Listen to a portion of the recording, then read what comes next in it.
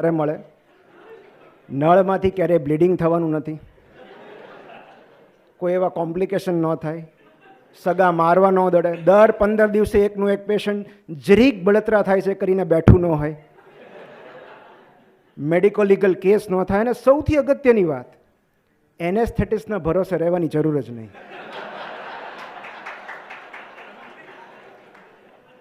એટલે પછી મારે એને પૂછવું પડ્યું કે આમાં ઓલું આયુષ્માન કાર્ડ નથી ચાલતું.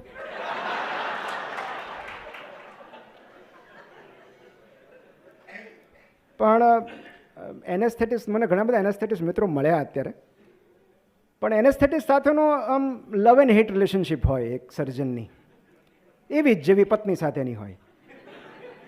એટલે તૈયાર થતી પત્ની જ્યારે એમ કહે કે હું બસ 5 મિનિટમાં આવી,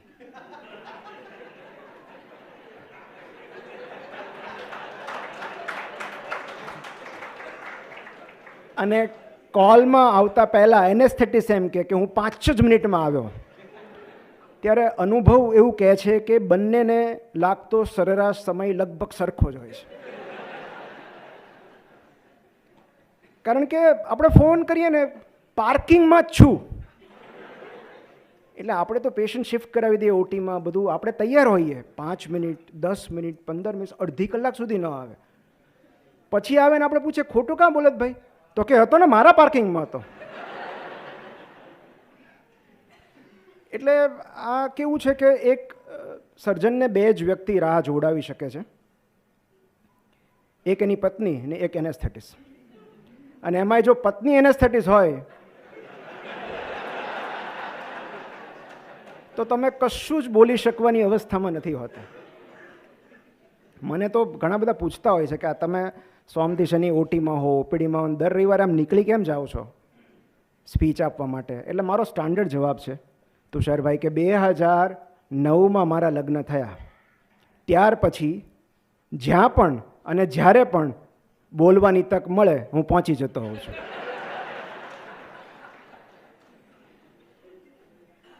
મારા માસાજી અહીંયા બેઠા છે, એમની હાજરીમાં હું આ કહું છું. પણ એટલે એનેસ્થેટિસ્ટની વાત આપણે કરતા હતા કે પહેલાં કેવું હતું, મને થોડો અણગમો આવતો કે ભાઈ આ શું હવે ઓટીમાં સ્ટોક માર્કેટ જોવાનું, એમ કે મતલબ, પણ સ્પાઇનલ અપાગ્યા પછી કામે બીજું શું હોય.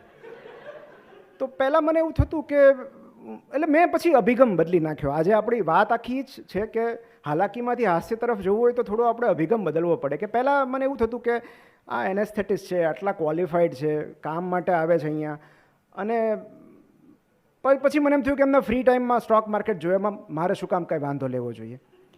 હવે મેં મારો દૃષ્ટિકોણ બદલી નાખ્યો છે. હવે હું એવું વિચારું છું કે આ એનેસ્થેટિસ્ટ નથી, આ કોઈ મોટા સ્ટોક માર્કેટ ઇન્વેસ્ટર છે, જે એના ફ્રી ટાઈમમાં મારે ત્યાં એનેસ્થેશિયા આપવા આવે.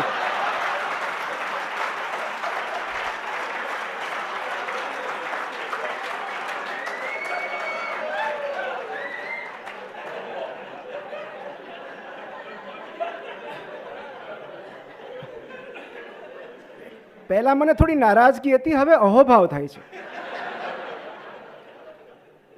કે થોડું અમને શીખો. પણ આમાં છે ને 2 બાબત હોય કે એક છે હાલાકી ભર્યું હાસ્ય, અને બીજી હોય હાસ્યાસ્પદ હાલાકી. ઘણીવાર છે ને આપણે હેરાન હોઈએ, પરેશાન હોઈએ, પણ ત્યારે પણ થોડું સ્માઇલ કરતા હોય, તો એ હાલાકી ભર્યું હાસ્ય છે. અને ક્યારેક એવી પરિસ્થિતિઓ સર્જાતી હોય, એવી હાલાકી સર્જાતી હોય જે હાસ્યાસ્પદ હોય. અને યુરોલોજિસ્ટ પાસે તો એવા પ્રસંગોના ઢગલા હોય.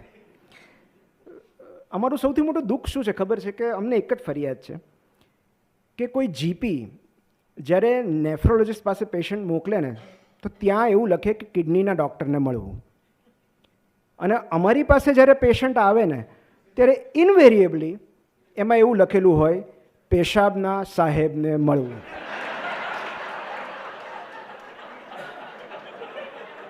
અમારો સૌથી મોટો વાંધો એ છે.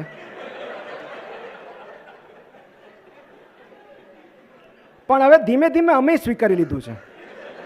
એટલે કદાચ નેફ્રોનું પેશન્ટ ભૂલથી અમારી પાસે આવી ગયું હોય ને તો પછી અમે એને ટ્રીટ ન કરીએ, અમે એને રિફંડ આપી દઈએ અને અમે એમ કહીએ કે કાકા એ કિડનીના સાહેબ જુદા હોય, અમે પેશાબના સાહેબ છીએ. આ મને મેહુલભાઈ જેવું કોઈ દેખાય છે. મેહુલભાઈ છે, મેહુલભાઈ મોદી છે. મને એવું લાગ્યું હા એ જ છે, એટલે અમારા એનેસ્થેટિસ્ટ છે.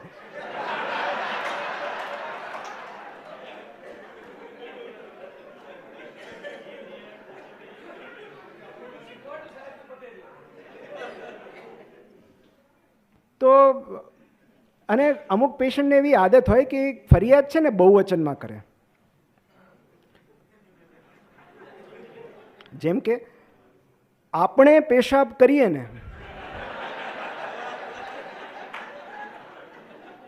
ત્યારે બહુ બળતરા થાય. એટલે મારે એમને કહેવું પડે કે ભાઈ કાં તો તમે કરતા બદલી નાખો અને કાં ક્રિયાપદ તો બદલી જ નાખો.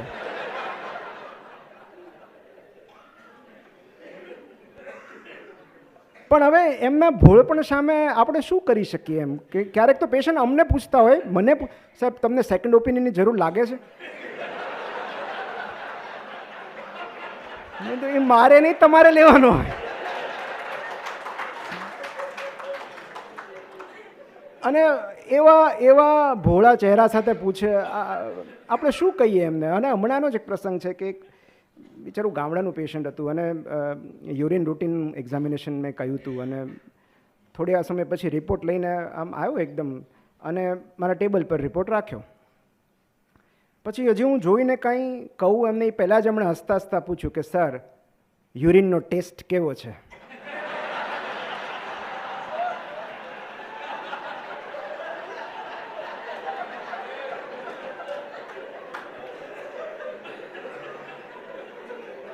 એમ મેં કીધું સારો જ હશે, મેં નથી ચાખ્યો. રિસેપ્શન પર ફોન આવે કે અપોઇન્ટમેન્ટ લેવાની છે યુરોલોજિસ્ટની અને રિસેપ્શનિસ્ટ બિઝી હોય તો એમ પૂછે કે કહું તમને 1 મિનિટ હોલ્ડ કરશો? તો કે હોલ્ડ નથી થતું એટલે તો બતાવવાનું છે.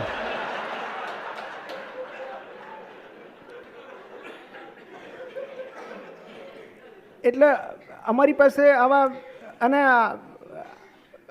હમણાં એક મધર એના બાળકને લઈને આવી. હવે આ કેવું છે કે અમારા ફેમિલીમાં આ પ્રોબ્લેમ થાય કે લોકો એમના બાળકોને એવી બીક બતાવતા કે અમારી પાસે જ નથી આવતા, ઇન્જેક્શન આપશે.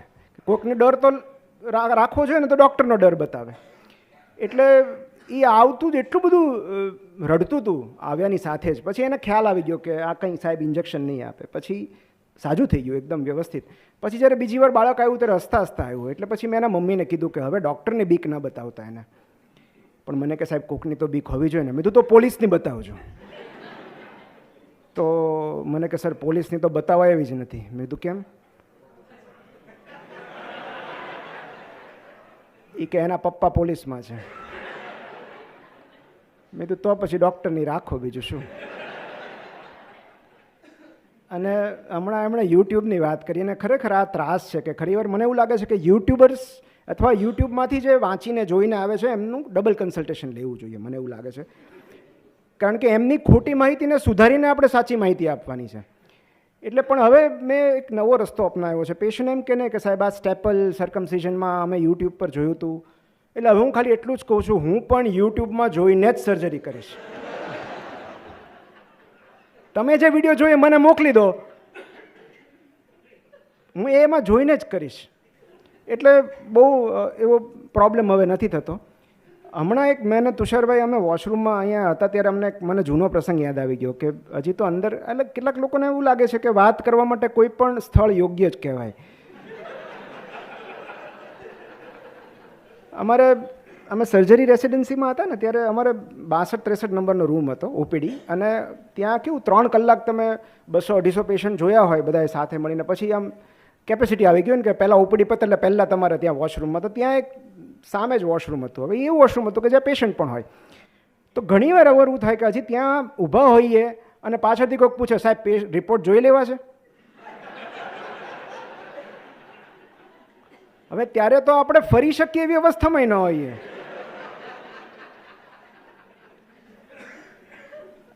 એટલે પછી અમે નક્કી કર્યું કે હવે અહીંયા રહેવા જ દેવું, આપણે ઉપર ડિપાર્ટમેન્ટમાં જઈને જે કાંઈ ક્રિયા કરવી હોય કરવી. એક ઇન્સિડન્સ મને હું અહીંયા બેઠો તો મને પ્રદીપ જોશી સાહેબનો યાદ આવ્યો, અમારા ફિઝિશિયન છે ભાવનગરના. એમણે જોયેલો, એમણે અનુભવેલો કિસ્સો છે કે જ્યારે આ કેવું હોય કે ફિઝિશિયન જ્યારે ઓપીડીમાં ઈયરમાં પેશન્ટ આવે ને સ્નેક બાઇટનું, ત્યારે એ લોકો હિસ્ટ્રી સાપની વધારે લે. કયો હતો, કેવો દેખાતો હતો, ફેણ હતી કે નહોતી, લાઇન્સ હતી કે નહીં. હવે આ શું સામાન્ય રીતે ઓલા બધા મેડિકલ ટુરિસ્ટ જે હોય ને ગામડાના, દર વખતે કંઈક પેશન્ટ લઈને આવતા હોય, તો એને ખબર કે આ લોકો આવું સાપ કરડેલું કોઈ પેશન્ટ દર્દી લઈને જઈએ ને તો સાપ વિશે વધારે પૂછે છે. તો બીજી વારી થેલીમાં સાપ લઈને આવ્યા. એ કે સાહેબ તમે દર વખતે પૂછો જ ને, લો આ રહ્યો, આ કાઢ્યો હતો.